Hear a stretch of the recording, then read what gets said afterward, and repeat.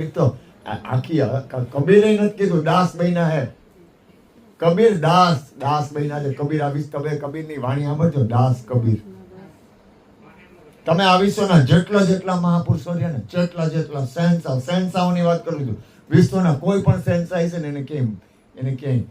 જ્ઞાનનો દાવો અથવા જ્ઞાનની જ્ઞાન સત્ય છે શુદ્ધ છે પવિત્ર છે જ્ઞાન જેવું શુદ્ધ અને પવિત્ર કઈ વસ્તુ નથી જ્ઞાન જરૂરી જ છે આ સમજણ મળે ને પછીની આ સ્થિતિ છે સમજણ નથી તો વાત અહમના ભાવમાં વયા જાય એ તો કરતાપણાના ભાવમાં વયા જાય માલિકીના ભાવમાં વયા જાય આ માલિકીની ચીજ જ નથી આ માલિક બનવાની વાત છે જ નહીં સંદેશો જીવન આ સતલોકનો ભીમ સાહેબે ભેજો પત્ર લખ્યો ગુરુને પ્રેમનો તો કે લગ્ન કરીને લેજો તમે એવી લગ્ન લગાડો લગ્ન હોય કોઈક દીકરાના તો કેવો ઉત્સાહ હોય હગાઈ થાય ને ત્યારથી દોડાદોડી ચાલુ થાય એ બેટા કમી જા હગાઈ થાય ને ત્યારથી દોડાદોડી ચાલુ થાય ખાલી કેવી દોડાદોડી ચાલુ થાય લગ્ન થાય ત્યાં સુધી મા બાપ દીકરા કોઈને હક ન હોય એ ચાલુ જ રહે દોડાદોડી એમ લગ્ન લાગી જાય ને એમ પરમાત્માની લગન લાગી જાય ને એટલે એની દોડાદોડી ચાલુ જ હોય ભલે ને કઈ તમે જોજો કઈ નહીં હોય ગરીબમાં ગરીબ માણસ છે ને ખીચામાં પૈસો નહીં હોય ને તો હગાઈ થાય ને ત્યારથી દોડાદોડી કરશે ઓલું લેવું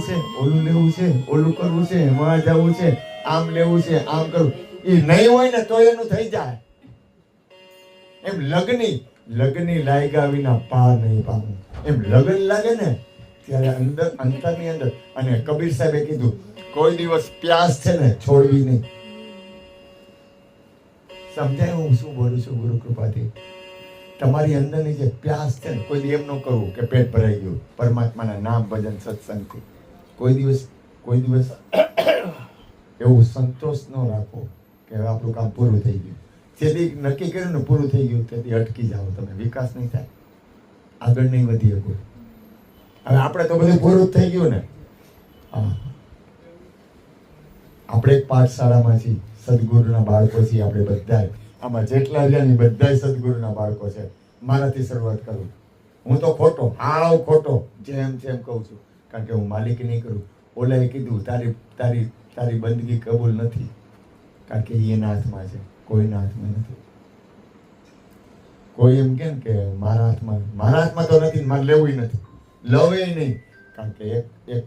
એક છે ને ઓટોમેટિક સત્તા છે સદગુરુની એક એવી ઓટોમેટિક સત્તા છે ને એના હાથમાં આખા વિશ્વનો દો છે આને હું ગમે એટલો પ્રેમ કરું પણ એને ન આવવું હોય તો મારું ન હાલે પણ એની સત્તા હે ને એટલે આવશે એ મને ગમે